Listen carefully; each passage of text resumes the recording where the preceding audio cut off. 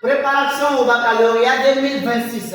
Épreuve de physique. Le niveau, c'est terminal sciences mathématiques appelé aussi terminal série C. Terminal sciences expérimentales appelé aussi terminal série D. J'ai mis la 12e année pour les élèves série qui veulent commencer à préparer le bac dès maintenant. Ici, voici l'exercice, on va lire de façon entière et revenir à sa correction. On dit exercice. Un solénoïde est constitué d'un enroulement de fil de diamètre D égal à 1 mm, recouvert de vernis, d'épaisseur négligeable. Les scies sont jointives et assimilées à des cercles parfaits de rayon petit r égale à 2,5 cm. Voici la figure du solénoïde. On va expliquer tout de suite. Petit 1. On dit de calculer le nombre de scies par unité de longueur du solénoïde. En petit 2. La longueur du fil de cuivre utilisé est grand L égale à 62,8 mètres. Calculez la longueur L. C'est petit L du solénoïde. Peut-on considérer ce solénoïde comme infiniment long? En petit 3, le solénoïde est branché aux bornes d'un générateur de courant continu, de force électromotrice 12 volts et de résistance interne 3 ohms. On néglige la résistance du solénoïde. On dit de calculer le champ magnétique à l'intérieur du solénoïde. Petit 4, le solénoïde est maintenant placé dans un endroit où règne un champ magnétique uniforme de valeur BH égale à 2 fois 10 puissance moins 7 Tesla. T c'est l'unité du champ magnétique. Tesla. On dit à l'absence de courant électrique, une aiguille aimanté placée au centre du solénoïde s'oriente perpendiculairement à l'axe du solénoïde. On établit un courant continu d'intensité I égale à 0,01 ampère. De quel angle dévie l'aiguille aimantée? Donc, chers élèves, voici ce petit exercice de physique que nous allons corriger ce matin. On va directement attaquer la correction de ce petit exercice. Résolution. Voici le chemin du solénoïde. D'abord ici, qu'est-ce qu'on appelle un solénoïde? Un solénoïde, tout simplement, c'est une bobine longue. C'est une bobine longue. Une bobine, c'est quoi? C'est l'enroulement d'un fil sur un objet de forme cylindrique. Regarde ici, ça c'est un cylindre. On a enroulé sur ce cylindre-là un fil. Donc, l'enroulement ici d'un fil conducteur sur un objet de forme cylindrique, on forme ce qu'on appelle ici une bobine. Maintenant, en enroulant, on fait quoi? On fait des cercles. Mais ces cercles-là sont faits ici à partir des fils, à partir du fil conducteur. Donc, ces cercles-là sont appelés ici des scies. Voici ces cercles-là. Sont appelés ici des scies. Maintenant, lorsque le nombre de scies est trop grand, on dit la bobine est longue. Et donc, on parle du solénoïde. Le solénoïde, ça c'est une bobine longue. Et une bobine est longue lorsque sa longueur est soit supérieure ou bien égale à 10 fois son rayon. Vous savez, quand on enroule, on forme des cercles. Ces cercles-là ont même rayon. Regardez, c'est ça qui est là. R égale à 2,5 cm dans cette situation.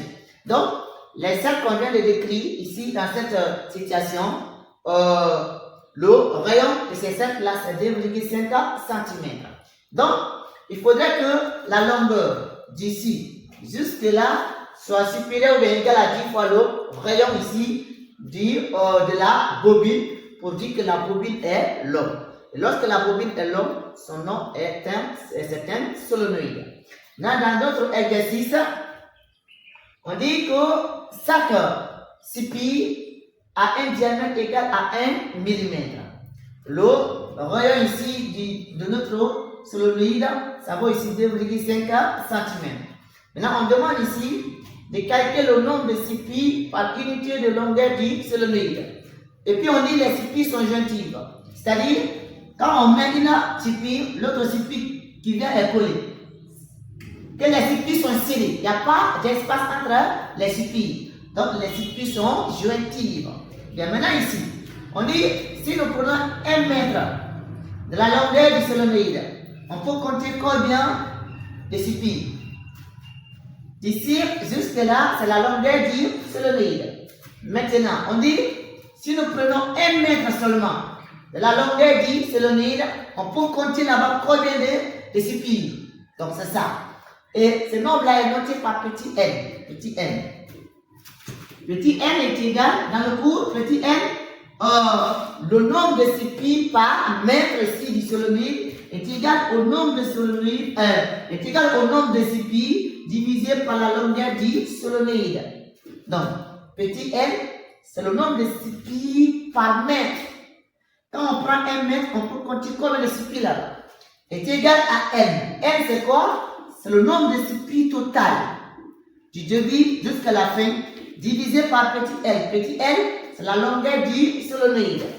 Bien, mais dans notre exercice, on ne connaît pas le nombre total de CPI. On ne connaît pas aussi la longueur du solenoïde. Encore, on a ici, toujours le nombre de CPI par mètre peut être égal ici au nombre de pouces divisé par le diamètre d'un fil. Donc, le nombre de pouces, c'est quoi? Vous savez, pour faire ici la bobine, on va faire quoi? On va prendre d'abord le cylindre. On enroule. On met côte à côte les fils, côte à côte les fils, jusqu'à arriver au bout.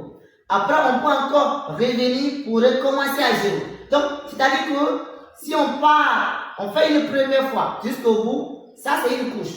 Si on revient encore pour répéter la même chose, on va mettre les fils sur fil encore. Hein? Tu vois, non? On va mettre un rang sur un rang encore. Donc, on va faire deux rangs. Donc, les 2 rangs, ça donne quoi ici? 2 couches. On peut faire jusqu'à 3 rangs, jusqu'à 4 rangs, jusqu'à 5 rangs, jusqu'à 5 couches. Maintenant, ici, dans notre exercice, ça c'est une seule couche. On a fait passer les fils ici d'une seule fois. C'est pas ici 2 fois. Donc, le nombre de couches est égal à 1. Et puis, le diamètre déjà d'un fil est égal à quoi? À 1 mm. Donc, on peut directement écrire cela équivaut à dire quoi? À petit n est égal à nombre de pouces, le tout sur code, le tout sur 10. Là, c'est ça que nous allons utiliser pour calculer le nombre de CPI ici par mètre. Maintenant ici, on peut écrire avec le nombre de pouces est égal à 1 et ici le diamètre est égal à 1 mm. Mais comme on dit, n c'est quoi? Le nombre, n ici c'est le nombre de CPI par mètre. Donc, il faudrait que le diamètre soit converti en quoi? En mètre. Donc, tout simplement, on va convertir 1 mm ici en mètre. 1 mm, ça vaut combien de mètres? Ça vaut 10 puissance moins 3.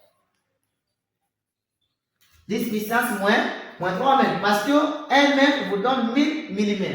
Donc, si on veut quitter des millimètres pour revenir ça à mètre. Donc, 1 mm va vous donner 10 puissance moins 3 mètres. Donc, on fait l'application numérique. On fait application numérique. Petit n est égal, ici, on a 1 sur, ici, 10 puissance moins 3. Donc, ici, on peut faire monter 10 puissance moins 3 et change de signe. L'exposant va changer de signe, ça fait 10 puissance 3. Donc, 10 puissance 3 est égal à 1000.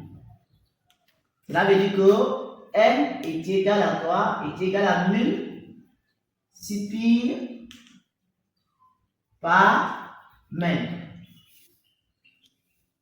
Donc, cela veut dire ici, pour 1 mètre, il faut mettre quoi? Il faut mettre ici 1000 CPI. Donc, il faut 1000 CPI ici pour suffire 1 mètre. Donc, la deuxième question, en petit 2, on dit la longueur du fil de cuivre utilisé est grand L égale à 62,8 mètres. Et calculer la longueur petit l du solenoïde. Maintenant, on dit, après avoir enroulé le fil sur le cylindre, la longueur du fil qu'on a utilisé, c'est-à-dire que si on détache le fil, on allonge, la longueur qu'on va obtenir, sa valeur est 62,8 mètres. On demande maintenant de calculer la longueur L ici du solenoïde. Donc on demande la longueur du solenoïde. Bien ici, on va revenir ici. On bouge. On sait que petit n c'est quoi? Le nombre de CPI par mètre est égal à quoi? Au nombre de CPI total divisé par la longueur du solénoïde. Donc, on peut maintenant tirer quoi ici? On peut tirer la longueur du solénoïde. Ici, on fait un produit en croix. Quand je tire L, regarde L devient multiplier petit n. Donc, quand je tire L, n va multiplier n et puis se divise par petit n. Donc, L doit être égal à quoi? À grand N, le tout sur petit n. Bien, on va d'abord garder ça. Ici, déjà, petit l, ça vaut quoi? Le nombre de CPI total sur le nombre de CPI par mètre. Mais ce que nous connaissons, c'est le nombre de CPI par mètre, mais on ne connaît pas le nombre de CPI ici total. Donc, on doit partir à la recette du nombre de CPI ici total. Ici, cherchons grand N. Maintenant, pour avoir le nombre de CPI total, il faut quoi? On va se référer à la longueur. Regardez ici. On a dit quoi? Regardez, on avait enroulé le fil sur le cylindre. On dit si on enlève, on détache tout. La longueur qu'on obtient, c'est ici 62,8 mètres. Maintenant, pour avoir la longueur du fil, on doit prendre quoi? On doit prendre la longueur d'une CPI multipliée par le nombre total de CPI. C'est ça. La longueur du fil utilisé doit être égale à quoi? À la longueur d'une CPI multipliée par le nombre total ici de CPI. Une CPI fait une longueur, une CPI fait une longueur, une CPI fait une longueur. Si tu as 10 CPI, tu prends 10 fois la longueur d'une CPI, tu vas obtenir ici quoi? La longueur ici du fil ici utilisé. Donc, on va dire